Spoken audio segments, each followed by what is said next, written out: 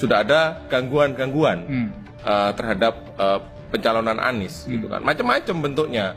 Itu kan kasus hukum ada, ya kan, di KPK. Ya, di mana Formula E ya. Di Formula E gitu kan, yang sampai saat ini juga belum jelas nih ujungnya seperti apa yang kasus hukum Formula E.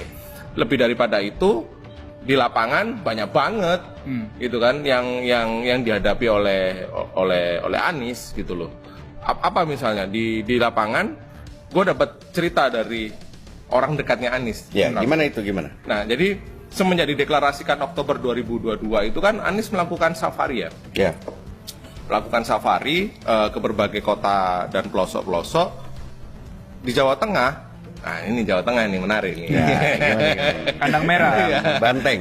Di Jawa Tengah itu di Grobogan, Blora dan sekitarnya, Anies itu melakukan semacam tirakat, ya, mengunjungi beberapa situs, pesantren, kiai dan seterusnya begitulah. Nah, dalam satu perjalanan di daerah Grobogan, Blora itu rombongan ini makan siang.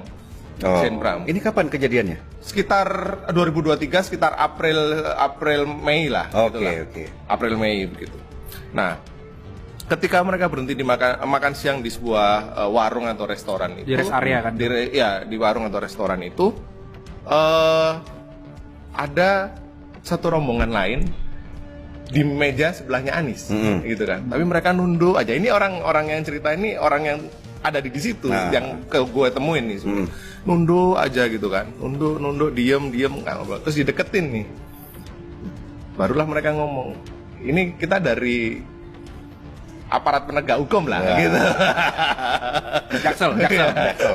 Dari aparat penegak hukum lah, lembaga negara begitu, yang mengantar struktur yang di atasnya gitu, yang struktur di atasnya. Oh, ngapain gitu kan? Ya, kita cuman memantau lah gitu kan. Nah, setelah ketahuan begitu, mereka mengaku dalam perjalanan baru kemudian sirine atau mobil itu baru mulai bunyi tuh, mulai kelihatan tuh mereka. Jadi seolah-olah mengantar gitu. Iya, seolah-olah mengantar. Ini Intel Melayu ini jangan ya. Karena pada waktu itu juga sebelum ditegur oleh timnya Anies atau kelompoknya Anies, mereka melihat bahwa ini sempat foto-foto juga gitu loh. Kayak mungkin laporan lah ya, bikin laporan, bikin report ke atasnya gitu kan. Lagi di sini gitu kan. Meskipun tidak ada gangguan ya, tapi kemudian surveillance atau pengawasan itu sudah terjadi sebelum masa kampanye dimulai seperti sekarang. Oke, itu sebelum masa kampanye. Ya.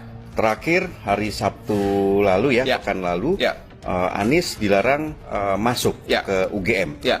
Nah, ceritanya seperti apa, Kak? Nah, ini kan ramai juga tuh Pram yang lu sebutin itu, bahwa Anies dilarang ikut atau kemudian datang dalam sebuah diskusi yang digelar di Universitas Gadjah Mada. Memang pada waktu itu dari informasi yang kita dapat, Pram, bahwa ada komunikasi dari pihak yang mengatasnamakan rektorat, gitu kan, yang mengatasnamakan rektorat, yang meminta kepada pihak panitia untuk membatalkan diskusi atau tidak mendatangkan Anies sebagai pembicara, gitu kan.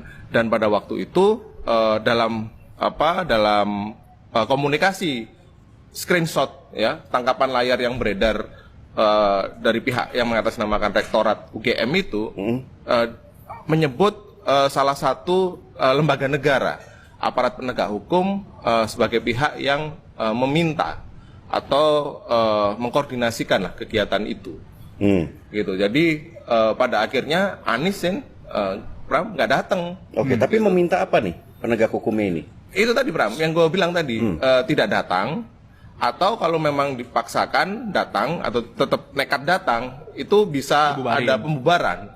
Wah, sampai segitunya untuk berkumpul saja tidak boleh ya? Iya, begitu. Jadi ada sampai semacam penjagalan atau penghalangan seperti itu, Bro.